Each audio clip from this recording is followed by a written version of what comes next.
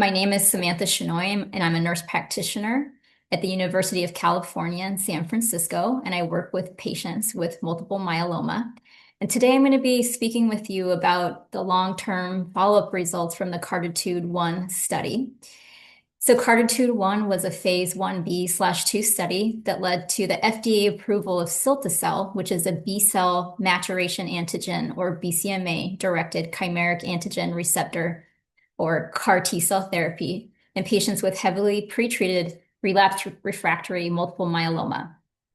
So eligible patients in this study had to have progressive multiple myeloma. They had to have received greater than 3 or more lines of therapy or were double refractory to a proteasome inhibitor and an immunomodulatory drug, and had received a proteasome inhibitor, an immunomodulatory agent, and an anti-CD38 antibody. So long-term follow-up from this pivotal CARTITUDE-1 study was presented at ASCO in early June of this year and was also presented at EHA, and showed that at a median study follow-up of about 61.3 months, 1/3 of these patients, so 33% of these patients, remained alive and progression-free for 5 or more years after a single cilta-cel infusion. Now, these patients did not have any maintenance treatment, and they were also not treated with any other myeloma-directed therapy. So this was a one-and-done CAR T-cell infusion. So this is a really remarkable result. And with longer follow-up, they also found that half of these patients were alive for 5 or more years. And so when we think of historically patients who were heavily pretreated, relapsed refractory myeloma patients, they historically have an expected median progression-free survival of less than 6 months and a median overall survival of about a year. So for the 97 patients in this study, the median overall survival was 60.7 months, which far exceeds what we would expect for this group of patients. So this is unprecedented. And I also wanted to note that 12 of these patients at a single center, they had serial MRD testing, so this is minimal residual disease testing, and they had PET-CT assessments. And all of these patients were 100% MRD negative, and their PET-CT assessments were also negative at year 5 or later after receiving cilta-cel. So this data really suggests the potential for cure. And again, this is showing an unprecedented durability of complete response. And one thing that I found really interesting is that when you look at the baseline characteristics of those patients who remained alive and they were progression-free for 5 or more years versus those that relapsed within 5 years, there was a similar number of patients who had high-risk cytogenetics in the two groups. And there was also a similar percent of patients who had extramedullary disease. So this is when myeloma grows outside of the bone. And so what this suggests is that these high-risk features at baseline don't necessarily predict who's going to be progression-free and alive. So, I talk to my patients, and so who have high-risk disease, and I talk to them about these results and let them know that the potential for long-term remission in these patients in the CARTITUDE-1 study was not limited to patients with standard risk disease, and so patients with high-risk cytogenetics and those with extramedullary disease were equally likely to be progression-free. So that's a really important and interesting result. Another interesting thing they looked at is they did some correlative studies, and they found that patients who had a more immune fit CAR T product appear to respond longer. And, they also found that patients who had a lower baseline tumor burden also tended to respond longer.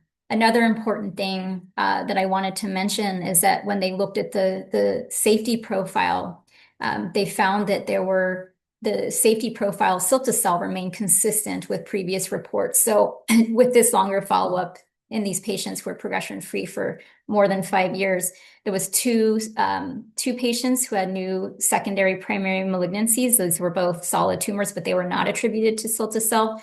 There's also 2 neurologic events that were also not related to cilta-cel. And then there was only 4 grade 3 infections that were also not attributed to cilta-cel. So, and notably also, there was no new cases of Parkinsonism or cranial nerve palsies that were reported. For oncology APPs who work with patients with multiple myeloma, it's really important to be knowledgeable about this long-term data from the CARTITUDE-1 study. And it's really important to educate our patients about this really impressive data. I was just at a multiple myeloma support group and talking with patients about, I was talking to a wide range of patients who are newly diagnosed versus patients who had been getting myeloma treatment for a longer period of time. And when patients are first diagnosed with myeloma, of course, their world is turned upside down. It's really scary. It's really overwhelming. And I think when we can give patients hope and talk to them about something like the CARTITUDE-1 data that's so impressive, I think it really is important because it gives patients hope. It gives them, lets them know that there's therapies out there that they can benefit from long term. I also was talking with one of my patients who told me, when I was first diagnosed, and he's somebody who had who was on the CARTITUDE-1 study, he'd said, I had, when I was first diagnosed with multiple myeloma, my biggest hope was that I could see my kids get married. And now we're talking, and not only has he seen both of his kids get married, but now he's expecting his first grandchild, which he told me he never thought he would expect. So he never thought he would get to see, sorry. So I think, again, just sharing some of these results really gives our patients hope. I think sharing some of the long-term safety profile data that I just mentioned is also really important. Also, as an APP, we do a lot of toxicity management, and really the toxicity that we see with these therapies are, it's easy to manage.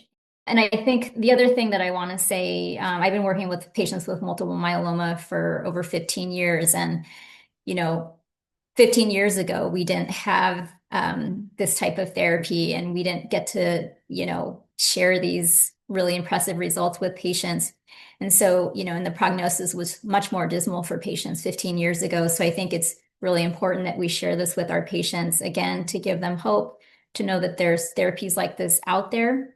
So one of the things that I wanted to emphasize is that this was really a one and done therapy. So where patients remained in remission for more than 5 years after a single cilta-cel infusion without maintenance. So the reason why this is so important is because these patients could return and back to their regular lives and have some normalcy to their lives, go back to work, travel, do all the things that make them who they are. And they could do this because they didn't have to keep coming back into our center to keep getting treatment. So I think one of the most important things to communicate with about these long-term follow-up results from CARTITUDE-1 is that these patients were treatment free after this therapy. And so it really allowed them to live their life and, do the things, again, that make them who they are and not feel like they had to come into the center weekly or every month to continue to get treatment.